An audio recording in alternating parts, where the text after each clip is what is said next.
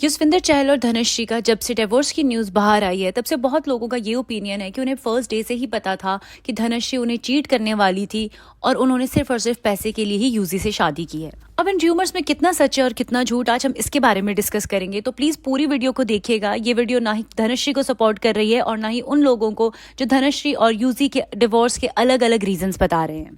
अब बात करते हैं इनकी शादी की। तो 2020 में ड्यूरिंग लॉकडाउन इनकी शादी की न्यूज बाहर आती है, जहां पर लोग कमेंट सेक्शंस में टूट पड़ते हैं विद वन व्यू पॉइंट कि धनश्री और यूजी की जोड़ी बिल्कुल भी अच्छी नहीं लग रही है। यहाँ पर बहुत ज्यादा लोग कंसर्न भी थे, जो यूजी के फैंस थे, कि कहीं धनश्री ने सिर्फ उनसे पैसे के लिए तो नहीं शादी कर ली, वो इतने ज्यादा फेमस है इसीलिए उनसे शादी किया, वरना वो असल लाइफ में तो यूजी को शायद देखती भी नहीं।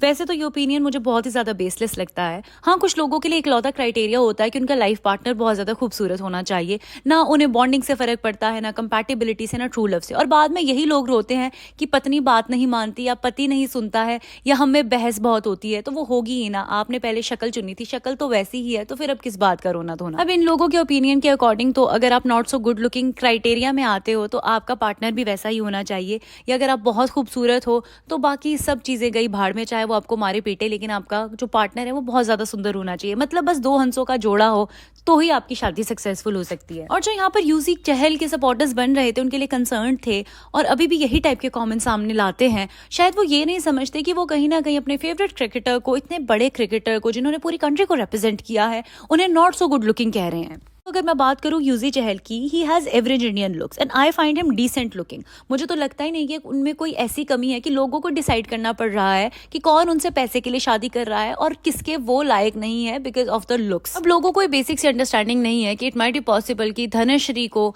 यूजी बहुत ज्यादा अच्छे से इमोशनली अवेलेबल लगे हों, केयरिंग लगे हों, लविंग लगे हों, उनका नेचर पसंद आया हो, सेंस ऑफ ह्यूमर या कुछ भी एटसेट्रा एटसेट्रा। वैसे ही यूजी को हो सकता है कि धनश्री में एक वैसी आइडल वाइफ दिखी हो जैसी वो चाहते थे। धनश्री को स्टार्टिंग से ही गोल्ड डिगर कहा जाता है, लेकिन let me tell you, Dhanashree ने यूजी को अप्रोच नहीं किया था। इट वाज यूजी जिन्होंने उन्हें शादी के लिए भी पूछा था। तो यूजी को वो पहले पसंद आई थी, चाहे वो कोई भी रीजन हो, उनका नेचर हो, उनका एटीट्यूड हो या फिर उनकी खूबसूरती। इसमें ना ही हम यूजी को ब्लेम कर सकते हैं और ना ही धनश्री को, because it's fine if a woman wants a rich husband and it's fine if a man wants a beautiful wife. लेकिन लोग ये नहीं समझते कि इन सारी चीजों से कपल कितना ज्यादा अफेक्ट होता है। अगर कपल नहीं तो एटलीस्ट उनकी फैमिली अफेक्ट होती है और फिर डायरेक्टली इनडायरेक्टली कपल भी अल्टीमेटली अफेक्ट होता ही है। ऐसा ही सिनेरियो हुआ था ऐश्वर्या और अभिषेक के टाइम पर, जहां पर आज के समय में हम देख सकते हैं कि उनकी बॉन्डिंग कितनी ज्यादा डगमगाई दिखती है और इवन उनके भी डिवोर्स र्यूमर्स बार बार बाहर आते रहते हैं। वहां पर भी यही कहा गया कि ऐश्वर्या इतनी ज्यादा खूबसूरत है, इतनी टैलेंटेड है, अभिषेक तो उनके लायक ही नहीं थे और एक बड़ी फैमिली का नाम देखकर ही ऐश्वर्या ने शादी की, एल्स उनसे शादी नहीं करती। उस हिसाब से तो ऐश्वर्या राय की शादी या तो ब्रैड पिट से होनी चाहिए थी या फिर ऋतिक रोशन से होनी चाहिए थी, एंड अनफॉर्चुनेटली दोनों ही मैरिड थे। तो आप खुद सोचिए ये अप्रोच कितनी ज्यादा बेसलेस एंडिंग की तरफ जाती है। तो यहाँ पर दोनों की तरफ से कोई भी रीजन नहीं सामने आया है डिवोर्स का और ना ही उन्होंने ये बात फाइनल की है, लेकिन फिर भी पास्ट में कुछ ऐसे भी इंसिडेंट्स हुए हैं जहां पर धनश्री वॉज इन फॉल्ट, उनकी गलती रही है। जैसे कि झलक दिखला जा कि आफ्टर पार्टी के बाद एक बार धनश्री और प्रतीक, जो कि एक कोरियोग्राफर थे उनमें, वो पार्टी कर रहे थे। उसके बाद प्रतीक अपने इंस्टाग्राम पे अपनी और धनश्री की ये पिक्चर पोस्ट करते हैं। ऑल्दो यहाँ पर बहुत लोगों के अलग अलग ओपिनियंस थे। जैसे कुछ लोगों ने कहा कि माइट बी पॉसिबल कि कपल के लिए बाउंड्रीज अलग तरीके से सेट हुई हैं and they are not affected by it. वहां कुछ लोगों ने ये भी कहा कि यूजी भाई हम तो ना सहते और ये किस टाइप का बिहेवियर वो शो कर रही हैं किसी और इंसान के साथ। अभी भी धनश्री इतने फॉल्ट में नहीं थी, लेकिन जब प्रतीक ने फोटो पोस्ट की उसके नीचे लोगों ने बहुत ही ज्यादा भद्दे और डेरोगेटरी कमेंट्स किए थे। और सबसे बड़ी बात तो ये थी कि प्रतीक ने इतने गंदे कमेंट्स भी लाइक किए थे जो हम यहाँ शेयर भी नहीं कर सकते हैं। और जब बात आपके कैरेक्टर पे आ रही है और आपकी शादी को लोग क्वेश्चन कर रहे हैं, यूजी को क्वेश्चन कर रहे हैं, तो यहाँ पर तो एटलीस्ट धनश्री को आकर प्रतीक को कॉल आउट करना चाहिए था या उन्हें कुछ तो कहना चाहिए था कि लगता कि वो अपने रिलेशन के लिए स्टैंड ले रही हैं। तो कुछ टाइम पहले भी धनश्री ने चहल नाम का सरनेम हटा दिया था अपने इंस्टाग्राम हैंडल से, तो फिर लोगों ने दोबारा से कहना शुरू कर दिया था कि इनका डिवोर्स हो रहा है और ये तो डांसर थी, इसने तो चीट करना ही था, इसने यूज किया है चहल का और इसने पूरा करियर भी खराब कर दिया चहल का। पता नहीं लोग कैसे इतने ज्यादा अनुमान लगा लेते हैं और कैसे इतने फ्री होते हैं कि इतनी ज्यादा हेट फैला देते हैं एक स्पेसिफिक जेंडर के लिए। आप अगर सोचें तो यहाँ हो सकता है कि दोनों में कंपैटिबिलिटी इश्यूज हो, क्योंकि दोनों ने बहुत जल्दी ही शादी का डिसीजन ले लिया था। बहुत बार ऐसा होता है कि दो अच्छे लोग चाहे कितने ही लॉयल हों, कितने ही ज्यादा अच्छे हों लाइफ में, लेकिन वो कंपैटिबल नहीं होते हैं एक दूसरे के साथ। अगर ऐसा होता कि दो अच्छे लोगों की बनती तो सारे अच्छे लोग बेस्ट फ्रेंड्स होते ना। इसी टाइप की न्यूज हमने देखी थी जब हार्दिक पांड्या और नताशा का भी डिवोर्स की न्यूज न्यूज़ बाहर आई थी जहां पर लोगों ने फिर से कहा था कि ये तो चीयर लीडर है और इसने तो अपनी औकात दिखा दी, इसने तो हार्दिक पांड्या को धोखा देना ही था।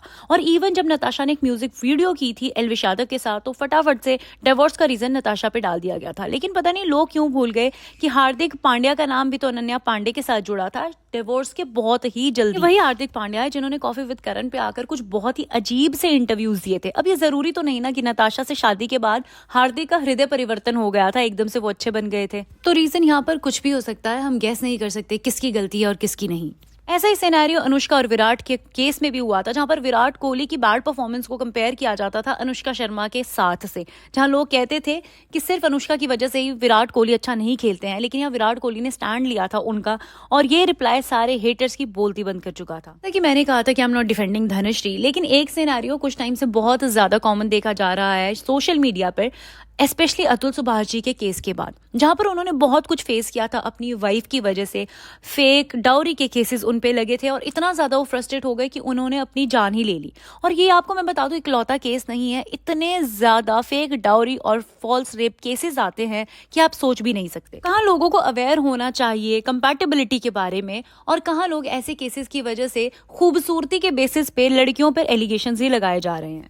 और ऐसा भी नहीं है कि जो लोग अनुमान लगा रहे हैं ऐसा कुछ भी नहीं हुआ हो। शिखर धवन और दिनेश कार्तिक का बहुत बड़ा एग्जाम्पल है हमारे पास, जहां शिखर धवन की वाइफ ने बहुत ज्यादा एलिगेशंस उन पे लगाए थे जो सारे फेक थे और इवन बहुत बड़ी एलिमनी उनसे मांगी थी।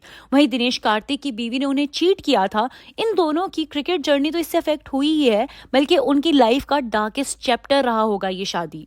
शिखर धवन और दिनेश कार्तिक का केस यूजी और पांड्या के केस से इसलिए डिफरेंट है क्योंकि शिखर और दिनेश के केसेस में दोनों पार्टीज की तरफ से स्टेटमेंट्स बाहर आई थी, ऑल्दो ना यूजी के केस में स्टेटमेंट्स बाहर आई हैं और ना ही पांड्या के केस में। यहाँ पर खुद से ही स्पेकुलेशन लगा कर किसी एक को हेट देना इज नॉट जस्टिफाइड। बट जैसे अतुल सुभाष जी का भी केस हुआ है, हम आसपास बहुत ज्यादा फॉल्स रेप केसेस देख रहे हैं, डाउरी केसेस देख रहे हैं।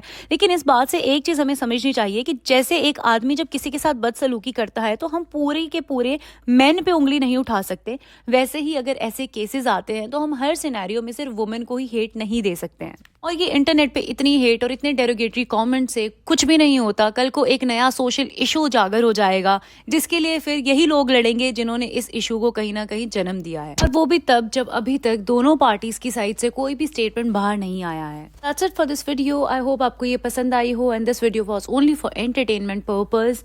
और एक और रीजन है कि हम हेट ना फैलाएं। ओपिनियन रखना और एक अच्छी लैंग्वेज में रखना is a separate thing, and using derogatory words for any gender is really bad. Kindly like, subscribe and comment, and आप यकीन मानिए हम आपके कमेंट्स को 10-10 बार पढ़ते हैं, तो कमेंट करना मत भूलिएगा and subscribe our channel. Thank you and take care.